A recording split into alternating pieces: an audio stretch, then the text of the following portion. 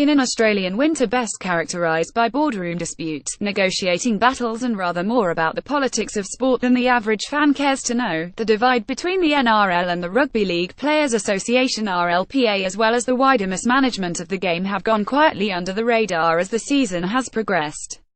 Still waiting on a salary cap now, nearing the finals, the showpiece portion of the season, where the best talent vie for trophies and bragging rights, many are starting to understand the frustration of clubs and those out there who plan for the future and manage salary cap compliance who are yet to have a firm figure to work with for the 2018 NRL season.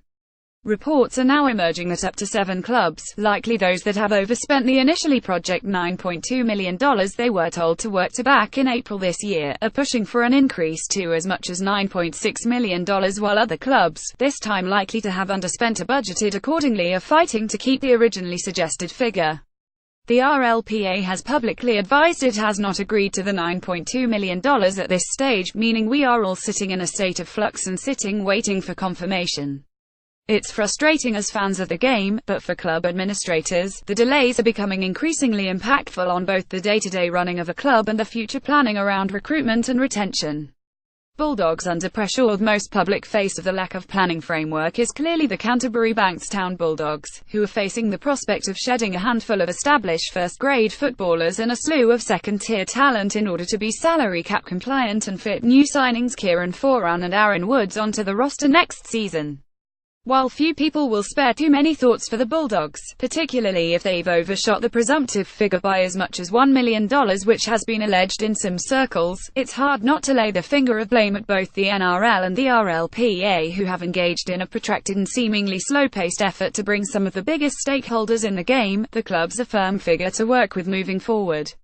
Even now there are suggestions the two parties see the October 31st deadline as a long way away and that there is plenty of time to sort their differences, which must infuriate those tasked with preparing their playing rosters for next season, especially given the overhaul in talent pathways and squad size already forced upon the clubs. The divide between clubs. There are two clear and divided parties amongst the clubs. The first, the ones that have overspent, or at least have reportedly overspent, are the Bulldogs, the Sharks, Dragons, Roosters and Raiders. These clubs are keen to push for the extra $400,000 on the salary cap in order to keep their 2018 playing roster intact.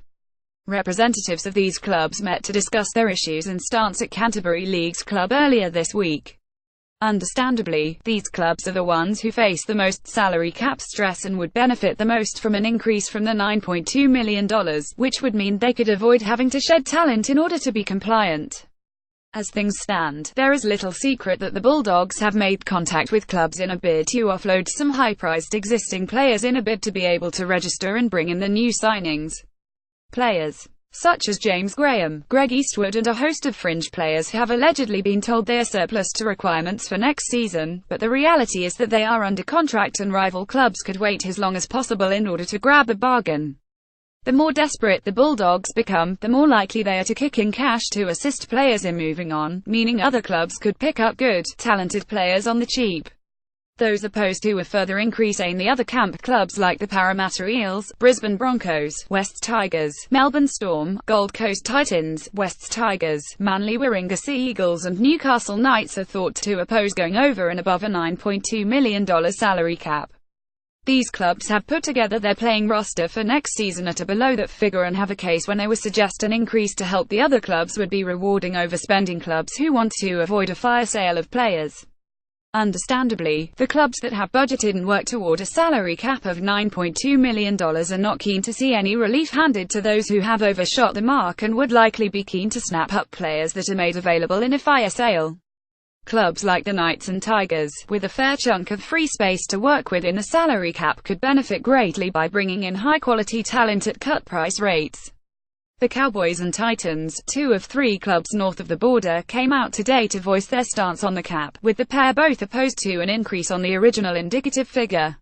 With this news, the clubs are almost split down the middle, with only the Penrith Panthers and South Sydney Rabbitohs, somewhere in the middle of the divide, reportedly okay with a compromise that would see the $300,000 allowance for long-serving players and a $100,000 motor vehicle allowance moved outside the cap and made more discretionary for the clubs.